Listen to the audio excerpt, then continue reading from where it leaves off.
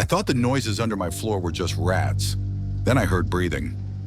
I was wrong, because one night the house breathed back. This happened 3 years ago, and I still haven't gone back into a house with a crawl space since. At the time, I was renting a small, older place just outside town. Cheap, quiet, and surrounded by trees. The landlord mentioned the crawl space once, only to say it flooded sometimes and to never go down there unless absolutely necessary. The first week was uneventful, too quiet actually. No neighbors close enough to hear, no traffic noise, just wind through branches and the occasional creak of old wood. At night, the house made sounds I wasn't used to, soft pops, long groans, but I told myself that was normal. Then I started hearing something else. It sounded like movement, not footsteps, more like dragging, slow, careful, always directly beneath my bedroom. The first time it happened, I woke up around 2 a.m. to a faint scrape, like fabric brushing against dirt.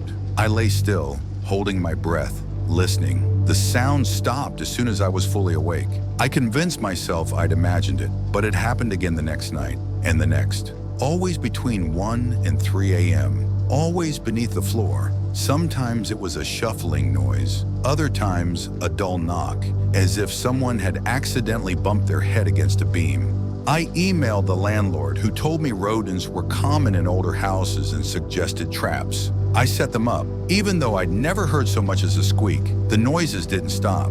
About a week later, I noticed something new, the air vents. There was a vent near the floor at the foot of my bed. One night, half asleep, I felt a cold draft brush my ankles. When I looked down, I realized the vent cover had shifted, just slightly, as if it had been nudged from the other side. I tightened the screws the next morning. That night, the dragging sound was louder than ever. It moved back and forth beneath the room, slow and deliberate, like someone learning the layout. I lay frozen, staring at the ceiling, my heart pounding so hard I thought it might give me away. Then I heard breathing. It was faint, filtered through layers of wood and dirt, but unmistakable. A slow inhale, a patient exhale, coming from directly below me. I didn't sleep after that. The next day I called the landlord again and demanded he come over. He sounded annoyed but agreed. When he arrived, I told him everything. The noises, the vent, the breathing. His expression tightened, but he didn't say much. He grabbed a flashlight and told me he'd check the crawl space. The entrance was outside, a small wooden door half hidden by overgrown ivy. He pulled it open, and a wave of damp, sour air rolled out. I stood a few feet back, watching as he shined the flashlight inside. He froze. I asked what was wrong. He didn't answer at first, just leaned closer, scanning the darkness. Then he swore under his breath. Inside the crawl space were footprints, bare footprints, pressed into the damp dirt, leading away from the entrance and deeper beneath the house. There were other things too. Discarded food wrappers, a stained blanket, and something that made my stomach drop. A crude notch carved into one of the support beams, like tally marks. The landlord backed away and shut the door hard. He told me to pack a bag and stay somewhere else for the night. He said he'd call the police. I stayed with a friend across town, barely able to explain what had happened.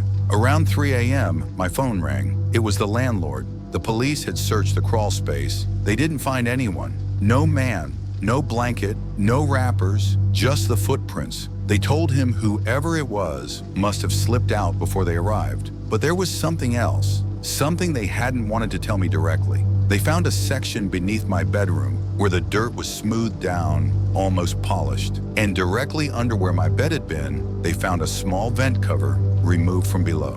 When I went back the next day to collect the rest of my things, my bedroom felt wrong. The air was stale, heavy. Before leaving, I did something I hadn't done before. I lay flat on the floor and pressed my ear against the wood. For a long moment, there was nothing. Then faintly, I heard it, breathing, slow, steady, waiting.